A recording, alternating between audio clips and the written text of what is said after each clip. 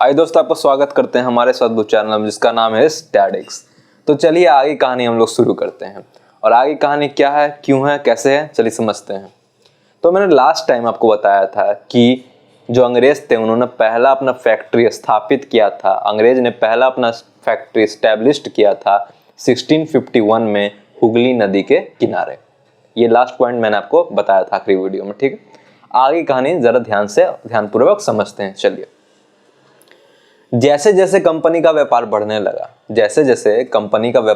लगा वैसे वैसे जो भारतीय व्यापारी थे, भारतीय व्यापारी क्या बोलने लगे कि जैसे मान लीजिए हम यहाँ पे फैक्ट्री खोले, ठीक है, यहाँ पे फैक्ट्री खोले हैं। अंग्रेज क्या किए हैं, यहाँ पे फैक्ट्री खोले हैं। तो अंग्रेज बोलने लगे जहाँ पे हम फैक्ट्री खोले हैं वहाँ पे आप इंडियन मर्चेंट्स को बोले हैं कि जहाँ पे हम लोग फैक्ट्री खोले हैं उसी के आसपास आप लोग बिजनेस जो है उस क्या कर लीजिए, बिजनेस को एडजस्ट कर लीजिए। जहाँ पे जैसे अंग्रेज यहाँ पे मान लीजिए फैक्ट्री खोले तो बोल रहे हैं मेरे आसपास आप क्या कीजिए, अपना जो बिजनेस है जो भी है उसको सेटल डाउन कर लीजिए, ठीक है।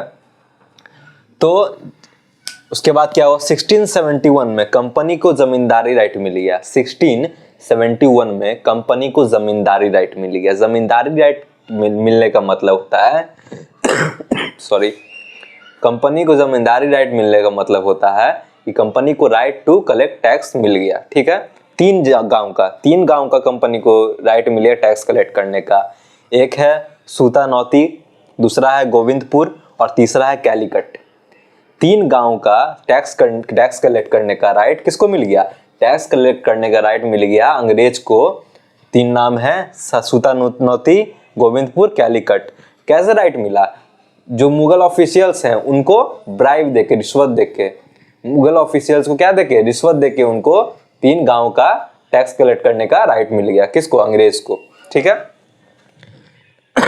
सॉरी, कंपनी बहला फुसला के किसको, कंपनी बहला फुसला ली, किसको बहला फुसला ली, औरंगजेब को। मुगल बादशाह जो औरंगजेब थे उसको बहला फुसला ली, किस लिए, कंपनी बहला फुसला ली औरंगजेब को कि औरंगजेब क्या करें, औरंगजेब जो है एक फरमान इशू करे। एक फरमान इशू करने का मतलब होता है औरंगजेब एक ऐसा फरमान बनाए जिसके तहत अंग्रेज को सामान वो खरीदे चाहे बेचे उसको कोई भी टैक्स ना देना पड़े। क्या करना पड़े, कोई भी टैक्स ना देना पड़े, ठीक है। रिकैप करते हैं। रिकैपेशन यही है कि जैसे जैसे व्यापार फैलता गया अंग्रेज क्या करने लगे, अंग्रेज बहला फुसला के जो इंडियन मर्चेंट्स है, जो इंडियन भारतीय व्यापारी हैं उसको बोलने लगे जहां हम फैक्ट्री खोलते हैं उसके आसपास अपना जो आप बिजनेस है उसको सेटल डाउन कर लीजिए। क्या कर लीजिए, सेटल डाउन कर लीजिए। और 1671 में कंपनी ने जमींदारी राइट ले लिया, मतलब ईस्ट इंडिया कंपनी को जमींदारी राइट मिल गया, टैक्स कलेक्ट करने का राइट मिल गया तीन गांव का। एक है सूतानौती, दूसरा है गोविंदपुर और तीसरा क्या है, कैलीकट। और ये जो जमींदारी राइट मिला, टैक्स कलेक्ट करने का राइट मिला, ये कैसे मिला, ये मुगल ऑफिसर जो मुगल बादशाह के कर्मचारी थे उनको घूस देके मिला।